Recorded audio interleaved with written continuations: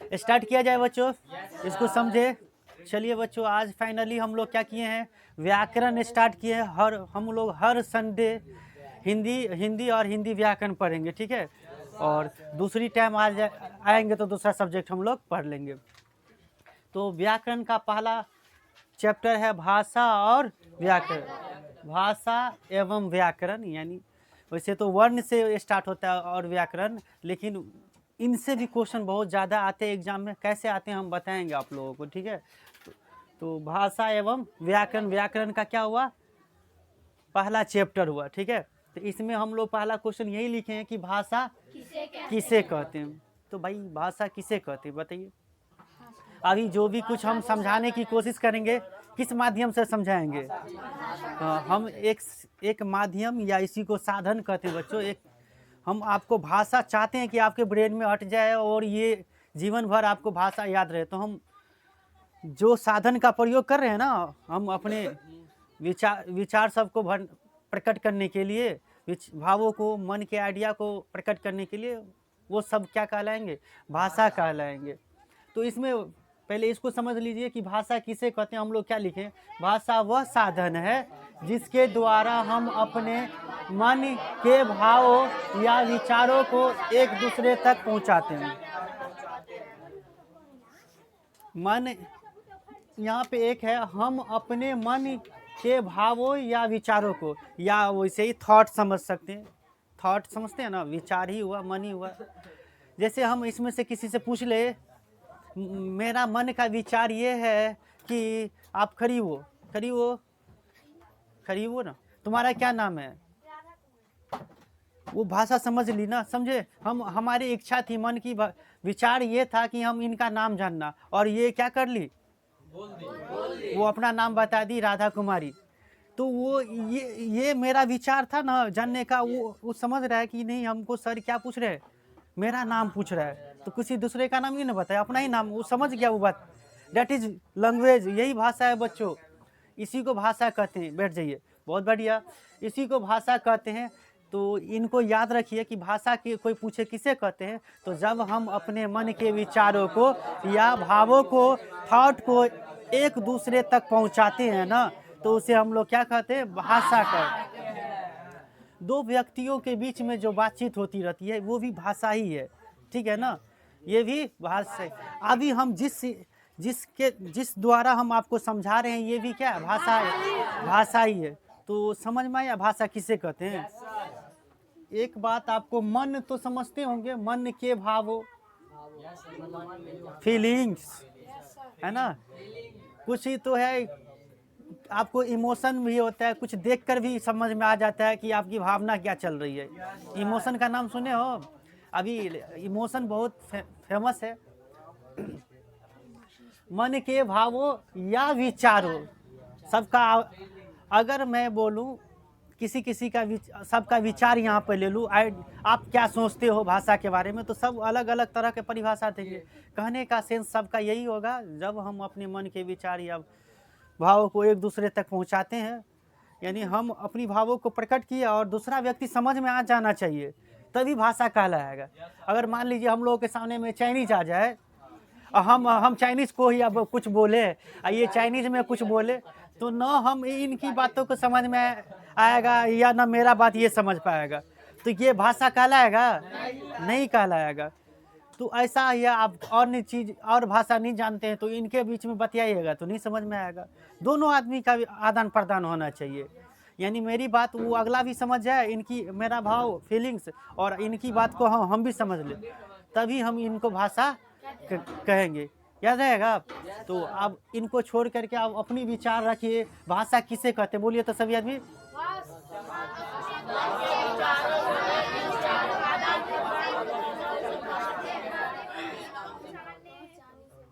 जब हम अपने मन के विचारों को दूसरे के सामने में प्रकट किया और दूसरा हमारी विचार को समझ गया, तो ये पूरा साधन क्या कहलाया, भाषा का। अब इसके बाद हम लोग लिखें भाषा कितने प्रकार का होता है।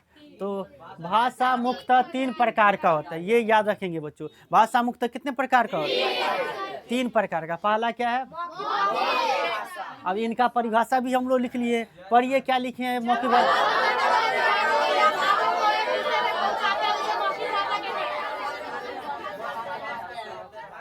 मौखिक भाषा का परिभाषा लिखे हम लोग, जब हम बोलकर अपने विचार या भावों को एक दूसरे तक पहुंचाते हैं। बोल कर, भाई मौखिक मतलब ये होता है कि इसमें क्या होगा, बोल करके। ठीक है, आपका प्रैक्टिकल एग्जाम होगा, उसमें वाइवा होगा। वाइवा समझते हैं, मौखिक एग्जाम। और एक 2-4 क्वेश्चन पूछेगा, इसमें से आपको अगर सही बता दिए इनके सभी क्वेश्चन साइंस के, तो 20 में 20 मिल जाएंगे। एसएसटी के सभी क्वेश्चन बता दिए तो आपको 20 में 20 नंबर मिल जाएंगे। प्लस कॉपी भी लिखना रहता है बच्चों, कॉपी भी लिखेंगे, कॉपी आता है उस समय, कॉपी भी लिखना है और वाइवा भी देनी है और एक एग्ज़ाम भी देनी है। कोई प्रयोग बना के भी दिखाना है स्कूल में। 3 गो प्रयोग देगा, तीनों फिजिक्स, केमिस्ट्री, बायोलॉजी, तीनों से एक प्रयोग बनाना पड़ेगा। खैर, 2 व्यक्ति के बीच में फ़ोन पर जो बात होता है, ये कौन सा भाषा का उदाहरण है? आपके पापा या अन्य दोस्तों से बात करते होइएगा फ़ोन पे, तो हम लोग ये अपनी विचार रखते हैं, कुछ कुछ खैरियत पूछते हैं, सलाम करते हैं और क्या सब पूछते हैं। एक दूसरे के बीच बातचीत होती है कि नहीं? ये सब क्या है, फ़ोन पे बात की गई बातें क्या है, ये मौखिक भाषा के उदाहरण है। और क्या, एक होता है साक्ष्य, यानी इंटरव्यू होता है, इंटरव्यू एग्ज़ाम होता है ना। या आप ही को हम यहाँ पे बोल ले परिचय बताओ, तो अपना परिचय दोगे सभी आदमी अपना अपना, हम आपके विचार को समझ लेंगे। तो ये सभी क्या है, मौखिक भाषा के उदाहरण। समझ गए ना। इंटरव्यू में भी जो क्वेश्चन सब किया जाता है वो भी क्या कहलाता है, मौखिक भाषा।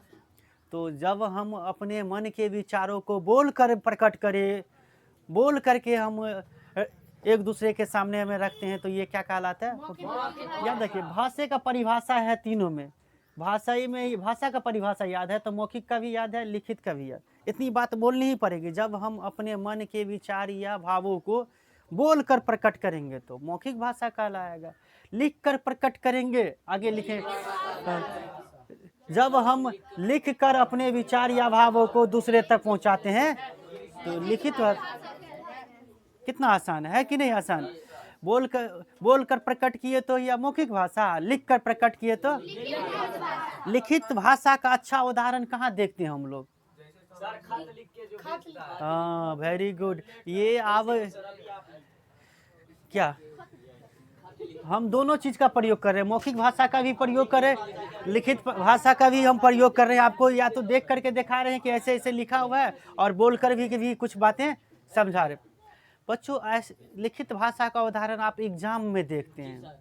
अभी जो है वास्तनिया का एग्जाम चल रहा है, या आप मैट्रिक के एग्जाम दोगे तो मैट्रिक में या तो आपको क्वेश्चन ले बस देता है ना, एक पेपर रहता है क्वेश्चन। अब क्वेश्चन में क्या रहता है, आप याद करके जाते हो, भाई ये क्वेश्चन है तो इनका उत्तर ये डालना है, ये क्वेश्चन पूछे तो ये लिखनी है, यही चीज ना लेके चलते हैं। तो हम क्वेश्चन हमको जो पूछा हम समझ गए ना, क्वेश्चन का बात समझ गए कि नहीं, इनका उत्तर क्या करते हैं, लिख देते हैं, अपनी आइडिया लिख देते हैं। तो परीक्षा सब जो होती है जितने, ये किसके उदाहरण है बच्चों? लिखित भाषा के। ये आपको ये इंटरव्यू की तरह नहीं होगा एग्जाम की, आपको बोल करके समझाना रहेगा। उस समय तो आपको हेजिटेशन इतनी होगी ना, डर से जल्दी से बोल निकल। इसके लिए बहुत प्रैक्टिस करना पड़ेगा इंटरव्यू का। बहुत आसानी समझिए, बहुत मुश्किल होता है इंटरव्यू बच्चों। इसी में अक्सर बच्चे बीपीएससी का एग्जाम जो निकालते हैं, एसडीएम सब बनता है, इसमें अगर मान लीजिए 2 गो एग्जाम होता है, प्री और मेंस। यानी पहले होता है एक बार जो एक बहुत भीड़ रहता है उसमें से चुन कीजिए, फिर एक बार भैया मेंस का एग्जाम होता है। इसमें इनके बाद होता है इंटरव्यू। इंटरव्यू में कितने बच्चे छटा जाते हैं भाई? पूरे बिहार, कितना बड़ा बिहार है सोचिए तो, उसमें से 1200, 1000, 2000 को यह नौकरी मिलता है, इतने फॉर्म भरते हैं। तो इंटरव्यू में भी जो भाषा का प्रयोग हुआ मौखिक भाषा, और एग्जाम में हम लोग जो कुछ लिखेंगे, क्वेश्चन देख करके लिखेंगे अपनी विचार को, वो क्या है, लिखित भाषा के उधर। अब हम लोग जाते हैं जैसे बैंक उंक में जाते हैं तो आवेदन कहता है लेने के लिए, या आप स्कूल के हेड प्रधानाध्यापक पे अगर छुट्टी लेनी है तो आवेदन देते हैं। तो आपको रीजन लिखनी रहती है ना कि किस लिए आपको छुट्टी चाहिए। तो ये यहाँ पे भी हमने क्या किया, लिखित भाषा का प्रयोग किया कि नहीं? तो समझ गए, लिखित भाषा का अभी भी ये हट नहीं सकती है बच्चों, भले ही मौखिक भाषा जितनी प्रचलित हो जाए, ये समाप्त होने वाली चीज़ नहीं है। ये हमेशा लिखित भाषा का भी प्रयोग होता रहेगा, मौखिक भाषा का तो हम लोग कर ही रहे हैं, मौखिक भाषा का प्रयोग कर ही। एक तीसरा प्रकार का भाषा क्या है? सांकेतिक भाषा। यहाँ से क्वेश्चन आएंगे, इन दोनों से बहुत कम क्वेश्चन आएंगे बच्चों, या मौखिक से और लिखित से। ज़्यादा क्वेश्चन यहाँ से आएंगे सांकेतिक भाषा से। पढ़िए तो क्या लिखा हुआ है सांकेतिक भाषा में।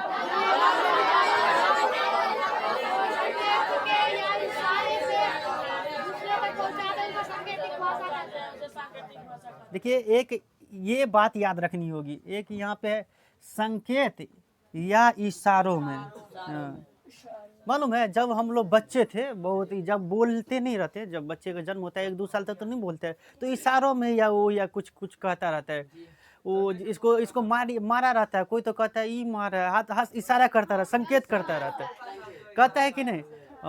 या चलिए, तो बच्चे एक बोलते हैं सही, या कौन भाषा? सांकेतिक भाषा। एक गूंगे लोग भी बोलते हैं, जो बोल नहीं सकते, तो इनको भोजन खाना रहता है, वो क्या इसके चीज़ का इशारा करता है, ऐसे ऐसे करता है, तो हम समझ जाते हैं कि इनको भाई भोजन चाहिए, खाने का मन है।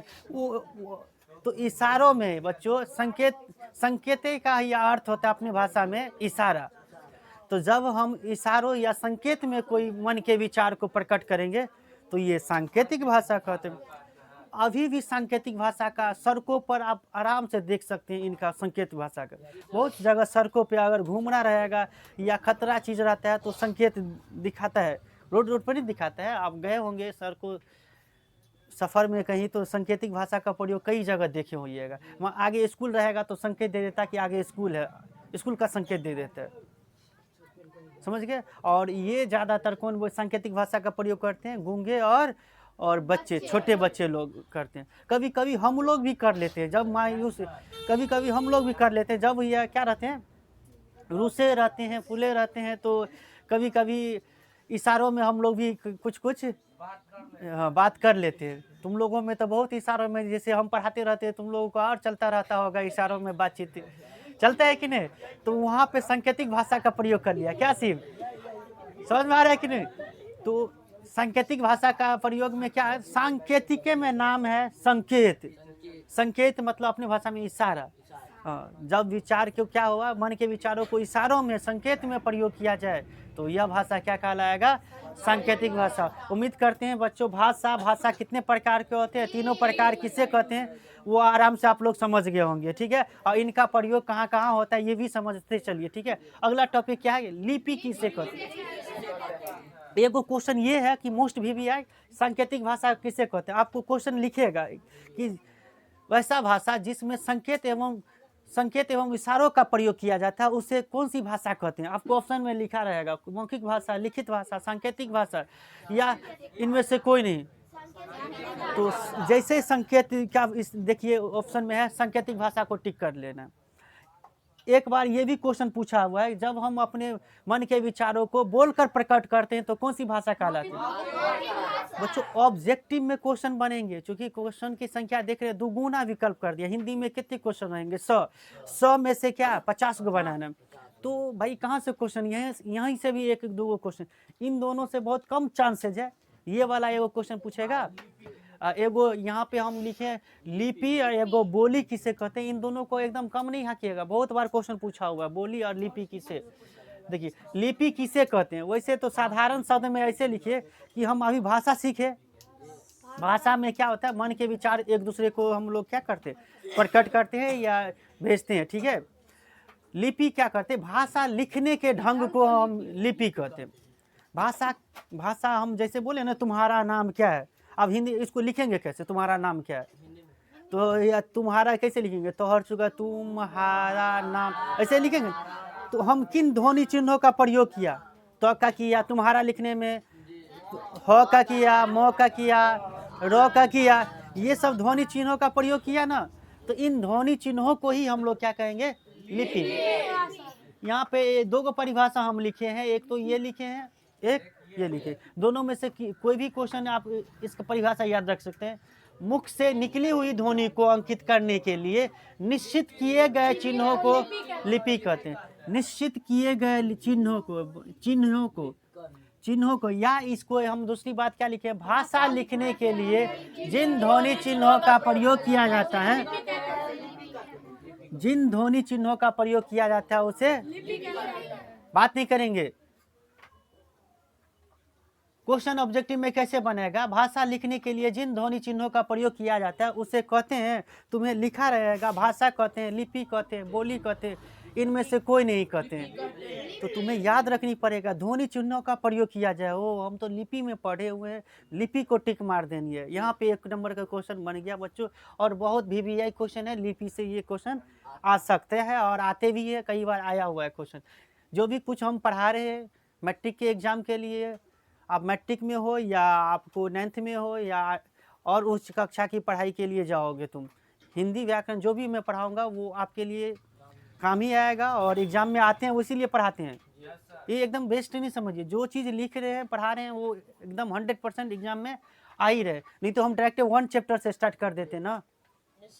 लेकिन आप 1-1 नंबर समझिए, क्यों छोड़िएगा। बूंदे बूंदे कहता है ना तालाब भरता है, आपका 1-1 नंबर जमा होकर के आपका ड्रीम न पहुंचाएगा।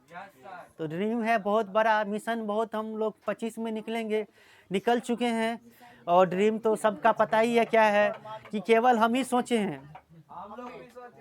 बच्चों आप मेहनत कीजिए, इसमें आपका पूरा सपोर्ट, मेरा पूरा 100% हम आपका जो भी मुझे ज्ञान है आप में हम दे देंगे, और आपको मेहनत करनी होंगे, एक बार नहीं काफ़ी बार मेहनत करने पड़ेंगे, बार बार एक चीज़ को देखने होंगे, बनाने होंगे, तभी ड्रीम या मिशन सक्सेस हो पाएगा। ठीक है ना। जैसे ही देखिए विक्रम लैंडर जो चाहिए चांद के दक्षिणी ध्रुव पर क्या गया, एक बार में गया नहीं गया, दूसरी बार में गया है। अरे अभी हाल फिलहाल में नहीं गया चांद पे, बाद का इसरो गया है कि नहीं। तो भाई वो दूसरी बार में सफल हुआ है। आपको भी हो सकता है एक टेस्ट में आप नहीं निराश हुई कि हम अंकिता थे, अंकिता हैं भाई, हमें शायद एक टेस्ट लिए थे वो 9th में बहुत अच्छी थी, इस बार सबसे बेकार रिजल्ट रहा। तो आप प्रयास कीजिए, अब दूसरा बहुपद का टेस्ट होगा या हिंदी का हो या साइंस का, इसमें हम अच्छा हो, सब बच्चे एक दूसरे से कंपटीशन हो, हम 1 पर रहेंगे, हम 1 पर रहेंगे, देखते हैं कौन 1 पर आते हैं। कितनी मुश्किल है, सब वही अच्छे हो जाएंगे तब 1 पर आना, तो बहुत अच्छा लगेगा कि नहीं।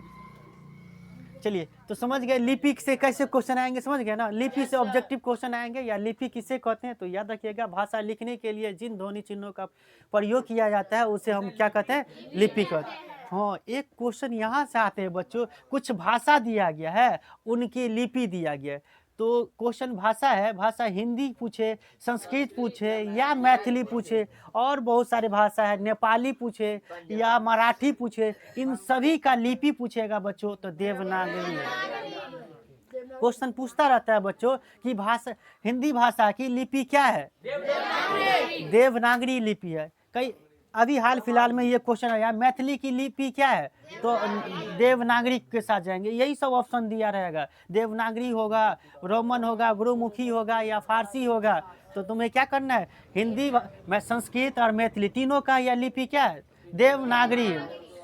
फिर अंग्रेजी भाषा का लिपि क्या है, रोमन है। पंजाबी का भी बहुत इम्पोर्टेंट है तो बहुत सारे भाषा, लेकिन जो इम्पोर्टेंट है एग्जाम में आए हुए हैं या आते हैं वही सब हम लिखें।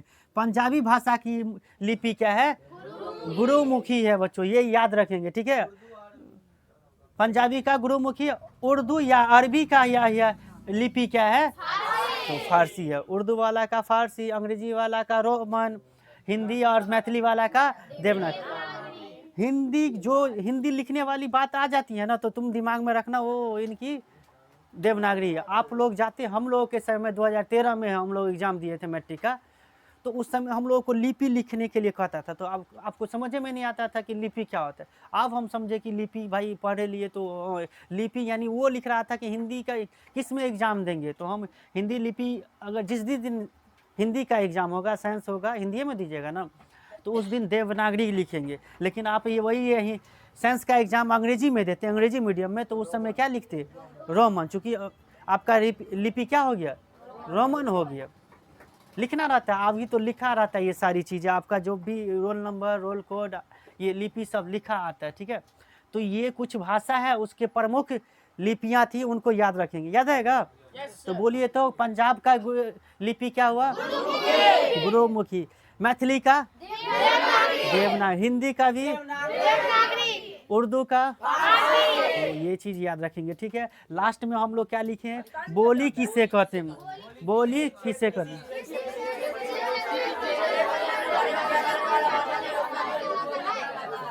किसी क्षेत्र विशेष में प्रयोग किए जाने वाला भाषा स्थानीय भाषा का रूप बोली काल। ये कहिएगा, ध्यान से सुनिए, ये भी क्वेश्चन आया है बहुत बार। बोली में पूछा है, ये एकदम छोटे जगहों पे बोला जाता है।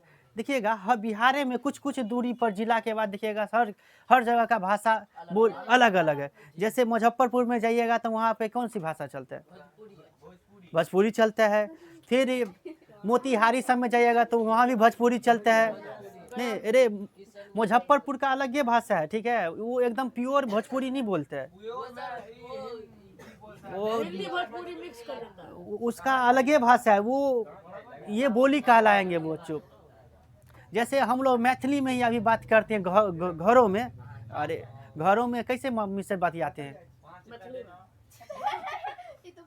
तो ये सब जो भाषा का प्रयोग करते हैं छोटे जगहों पे, जैसे शेखवा सब देखिए, ये अरहम शेख है, तो इन लोग अपने अपने क्षेत्र में कैसे बात करते हैं। और ये घरों का भाषा क्या है, स्थानीय भाषा आपका क्या है, वो सब कैसे बोलता है, अजीब इन लोगों का भाषा है। ये सब क्या लगाता है, अरे तुम्हारा नाम क्या है, तो तुम ये अपने शेख में क्या पूछेगा, अरे हमको नहीं आता है शेख की भाषा, ऐसे पूछता है तुम्हारा। हाँ, कहीं जाना रहता है तो काहे जा ही लगा, सही है। कहीं जाना रहता है तो लगा जोड़ता रहता है। देखिए, तो क्वेश्चन ये याद रखिएगा, किसी विशेष क्षेत्र में, बच्चों ध्यान से सुनेंगे, किसी विशेष क्षेत्र में बोली जाने वाली भाषा को हम क्या कहते हैं, बोली कहते हैं। उस समय भाषा नहीं कहेंगे, विशेष क्षेत्र, हम कोई खास जगहों की बात कर रहे हैं। आदिवासी सबकी भाषा समझ पाइएगा, वो सब कैसे बोलते हैं, लेकिन वो सब समझ जाता है, तो इन सब का बोली में आ गया। बच्चों पूरे भारत में संविधान में कितने भाषाओं को ये दर्जा दिया गया है, ये कितने आदमी को पता है, याद रखेंगे। 22 भाषाओं को शामिल किया गया है। कितने भाषाओं को, 22 भाषाओं को।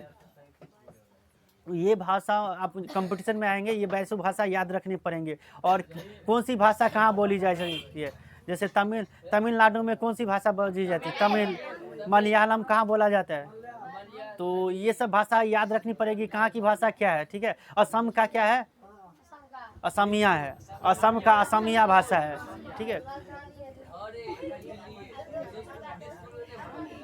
बात नहीं करो, तो बोली से क्वेश्चन क्या आएगा बच्चों,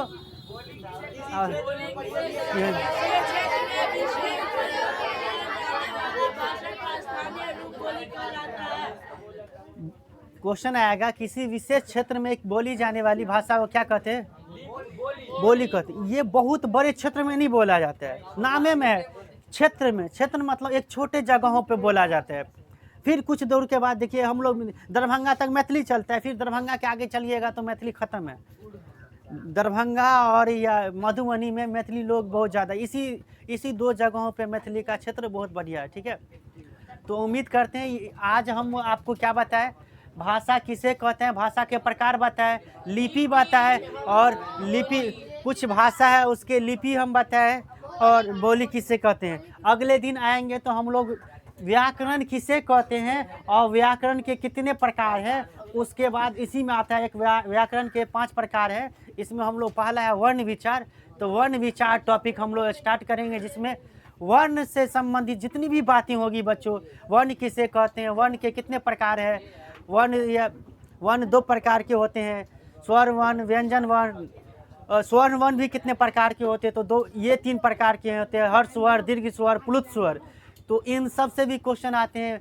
व्यंजन वर्ण किसे कहते हैं, व्यंजन वर्ण 3 प्रकार के होते हैं, स्पर्श व्यंजन, अंतस्थ व्यंजन, उष्म व्यंजन।